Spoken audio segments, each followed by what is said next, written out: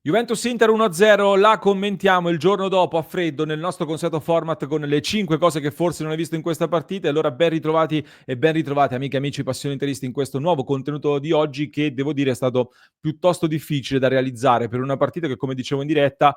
mi ha fatto incazzare ma in modo diverso rispetto a quella di Firenze. Seconda sconfitta consecutiva in trasferta come non capitava da febbraio-marzo 2023 nel momento dei 7 punti in 7 partite. Qui siamo a 7 punti in 5 partite e 4 punti nelle ultime 4. Ma oltre a questi che sono dei dati che fanno scattare degli allarmi, vi voglio portare dei dati e delle curiosità su questa partita che potrebbero esservi sfuggite, delle dichiarazioni che ho trovato piuttosto preoccupanti per non dire gravi e che secondo me fanno capire quello che è il vero problema dell'Inter di quest'anno. Ma parto da una curiosità che potreste non aver visto nel finale di partita e che sta facendo molto discutere sui social. È un video di DAZN di cui io posso mostrarvi solo uno screenshot, un frame per motivi di copyright. C'è Lautaro Martinez che è molto arrabbiato nel finale di partita e sembra effettivamente lasciarsi andare a delle espressioni blasfeme, a delle bestemmie, probabilmente. E questo è il video di DAZN che sta girando molto. Il regolamento prevede che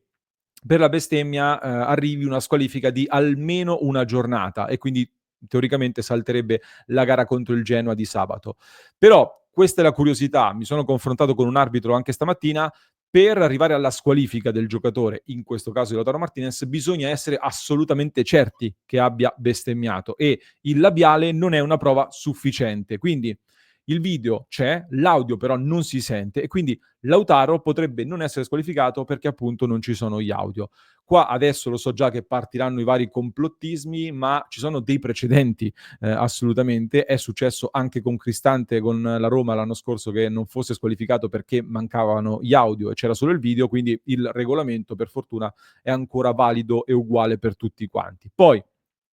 visto che siamo sul tema arbitrale, in tanti mi avete chiesto di fare una moviola perché con Seisao che segna il gol decisivo doveva essere espulso perché non era stato ammonito nel primo tempo. Francamente, ragazzi, io non sono d'accordo, nel senso non è una partita in cui l'arbitro ha cambiato le sorti dell'incontro, pur essendoci state alcune incongruenze e alcune sbavature sicuramente, ma non sono così gravi, per cui ne riparleremo nella diretta delle 19:30 dove c'è anche una chicca di regolamento che voglio portarvi, quindi mi raccomando, clic sul tasto iscriviti così non vi perdete neanche uno dei nostri contenuti e ne approfitto anche per ricordarvi che abbiamo cambiato i nomi a livelli di abbonamento, stiamo preparando delle grandi novità a livello anche internazionale qui su Passione Inter, quindi se siete interessati a supportare il nostro progetto e accedere ai vantaggi degli abbonamenti su YouTube, date un'occhiata ai nuovi nomi che abbiamo lanciato proprio in queste ore. Tornando sulla partita, sulle altre 4 cose che forse non avete visto, la seconda cosa che volevo sottolineare è relativa alla partita e soprattutto a delle critiche che ho letto nei confronti di Simone Inzaghi, perché ha parlato di un buon primo tempo e ha detto che non aveva mai prodotto così tanto. E io ragazzi voglio dirvi che la partita è stata preparata bene secondo me, preparata bene da entrambi gli allenatori, ma soprattutto Inzaghi aveva trovato tantissimi modi per uscire bene dalle pressioni della Juventus e ha prodotto veramente tanto. Qualcuno pensa che sia scontato riuscire a produrre così tante occasioni, ma la Juve, vi faccio notare questo grafico, citiamo le fonti, mi raccomando, Calcio Datato, che ha realizzato questo grafico molto interessante che ci dimostra come la Juventus quest'anno non aveva mai concesso così tante occasioni in nessuna partita, soprattutto in casa non aveva mai concesso così tanto, ma in generale in nessun'altra partita. E faccio notare che quest'anno solo 4 volte la Juventus aveva subito più di 1,6 expected goal a partita e l'Inter ha fatto 1,72 solo nel primo tempo, cioè ripeto 1,6 expected goal, cioè gol attesi subiti dalla Juve, 1,6 è successo solo in 4 partite. L'Inter ieri sera ha fatto 1,72 solo nel primo tempo, quindi è stata una delle partite in cui la Juventus ha subito no, era stata in assoluto la partita in cui la Juventus ha subito di più quest'anno e soprattutto faccio notare che azioni come questa con Bastoni non vengono conteggiate negli expected goal, con Bastoni che qua la spara in fallo laterale, questa è un'occasione colossale per non parlare dei pali, degli errori di Lautaro Martinez che hanno pesato tanto e l'ho detto ieri. L'Inter ha fatto la partita contro una Juventus che di media ha il 58% di possesso palla. La Juventus è la seconda squadra in Italia per possesso palla alle spalle dell'Inter e l'Inter invece ha ridotto questa Juventus a un possesso palla estremamente limitato perché la partita si chiude con una media del 42%, ma l'Inter ha toccato dei picchi del 66% e il primo tempo si chiude con l'Inter che ha il controllo del pallone per il 61% del tempo. Quindi l'Inter ha avuto il dominio del gioco, ha creato tantissimo, torna chiaramente quel tema dell'enorme mole di occasioni che vengono create, dei troppi gol sbagliati, che è un tema che affrontiamo tante volte e su cui adesso torneremo, però uno, la storia che l'Inter sia tatticamente prevedibile non è vera e ancora una volta continuiamo a smentirla perché lo vedi che l'Inter, se l'Inter fosse prevedibile non riuscirebbe a creare così tanto. Se siamo prevedibili, secondo me, lo siamo in un altro aspetto che è il vero problema dell'Inter, ovvero nella testa, cioè l'idea che mi sono fatto io anche dopo questa partita e non solo, è che la cosa in cui l'Inter è prevedibile a questo punto è che le squadre hanno capito che qualsiasi cosa succeda, tu contro l'Inter devi fare in modo di stare dentro la partita 90 minuti più recupero. Questa secondo me è la cosa che mi preoccupa, che hanno capito, e su questo siamo prevedibili, sì, che devi stare dentro la partita, perché a prescindere qualcosa può succedere, perché a prescindere e arriviamo alla terza cosa da analizzare, può subentrare quello che è per me un allarme molto importante che fa suonare Henrikh Mkhitaryan, perché Mkhitaryan nel post partita rilascia delle dichiarazioni che per me sono gravi o comunque preoccupanti. Mi sono preso il passaggio, gli hanno chiesto riuseresti l'aggettivo ingiocabili per parlare dell'Inter? Lui dice sì, sempre. Tutti dicono che esagero, ma nel primo tempo lo abbiamo dimostrato. Poi dice ho fiducia nei miei compagni. Il nostro problema, attenzione, questo per me è veramente da sottolineare. Mkhitaryan dice il nostro problema è che sapendo di essere troppo forti poi ci rilassiamo. Non è una cosa tecnica, tattica o fisica, pensare che siamo più forte forse ci disturba. Questo è quello che dice Mkhitaryan. Questo per me è la cosa in assoluto più grave e preoccupante. Ma che significa, ragazzi? Cioè, sapendo di essere troppo forti, poi ci rilassiamo? Cioè, con tutto rispetto, ragazzi, ma chi cavolo pensiamo di essere? Cioè, chi cavolo pensate di essere a questo punto? Perché io ripeto e ribadisco,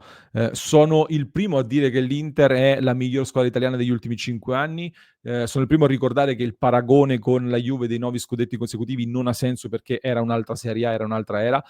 Continuo a dire che aveva ragione per me Mkhitaryan a dire dopo il Monaco che l'Inter è ingiocabile quando gioca da Inter e continuo a pensarlo, però che dopo uno scudetto in 4 anni di Inzaghi, una finale di Champions, eccetera, e Coppa Italia, Supercoppa, ok, ma non è un dominio così totale quello che ha messo l'Inter a livello di risultati. Un gruppo si senta così forte, tanto da abbassare la tensione. Ecco, questo ragazzi è un problema grave che va affrontato e che andrà affrontato anche a fine stagione a maggior ragione. È proprio qui secondo me che sta la grossa difficoltà dell'Inter. Le occasioni sbagliate, i pali, non è sempre tutta sfortuna, lo abbiamo detto più volte. Per me è anche per questa mentalità qua, quel pizzico di fame in meno che si è visto nettamente nel secondo tempo della partita contro la Juventus, anche nell'arrivare in ritardo, nelle marcature meno feroci, sono quei dettagli che fanno la grande differenza, soprattutto in delle sfide così importanti come questi big match. Questo è il grande problema, si deve cambiare mentalità perché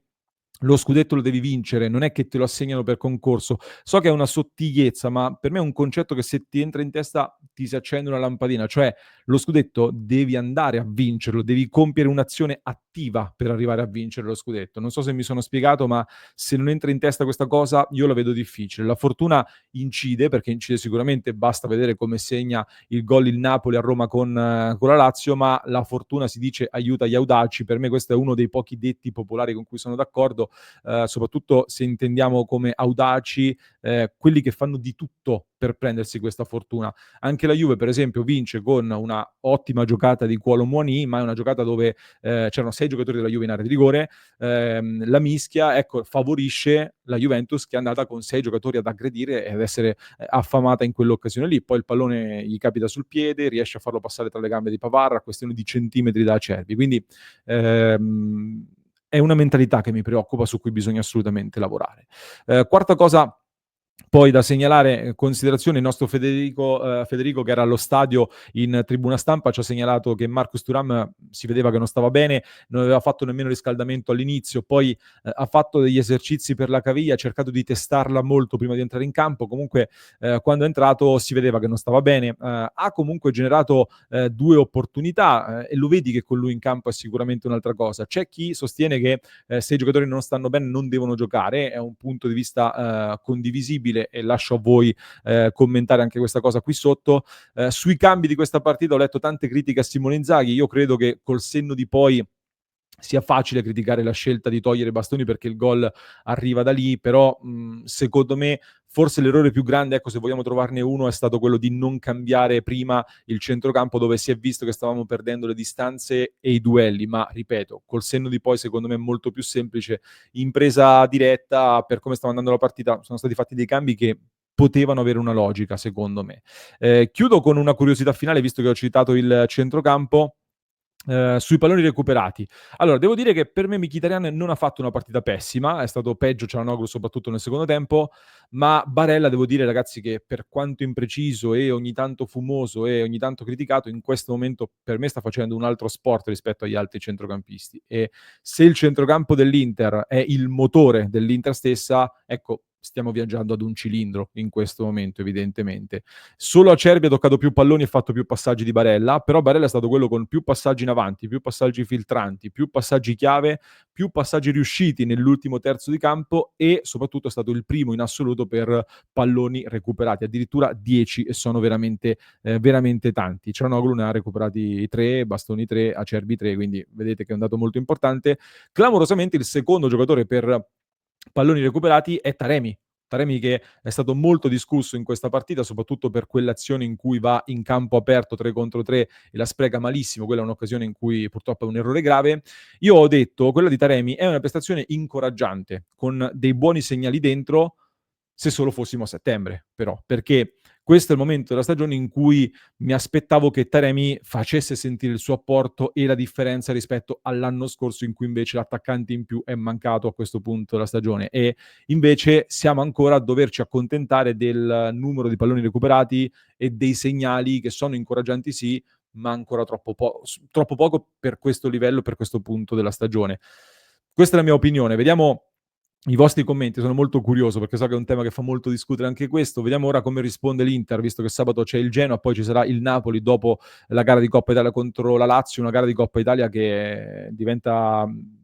non dico da ignorare perché io voglio che l'Inter provi ad andare in fondo fino all'ultimo, però in ottica scudetto diventa molto ingombrante, ecco, quella sfida con la Lazio. Siamo sempre a -2 dal Napoli, con uno scontro diretto ancora da giocare, per cui si potrebbe dire che il destino è ancora nelle nostre mani, ma lo scudetto devi andare a vincerlo, come dicevo, devi andare a prendertelo e non te lo consegneranno così per merito, per cui serve tanta umiltà in assoluto, parola chiave che deve rientrare nella testa dei nostri ragazzi come doveva rientrare nel primo anno di Inzaghi in cui da un certo punto in poi si sono sentiti campioni e l'abbiamo pagata, quindi umiltà e tanto lavoro da fare in questa settimana. Fatemi sapere la vostra opinione qui sotto nei commenti.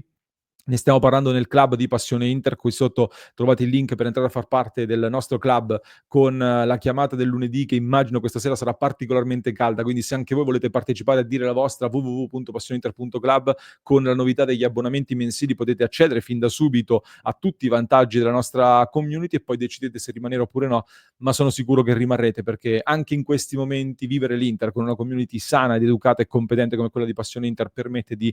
contestualizzare il tutto al meglio, di farsi un'opinione più chiara e di tifare l'Inter sempre, che è quello che importa più di tutto. Mi raccomando, vi lascio con un altro approfondimento che trovate in descrizione per chi ci ascolta in podcast, mentre per chi ci segue su YouTube vi basta cliccare qui.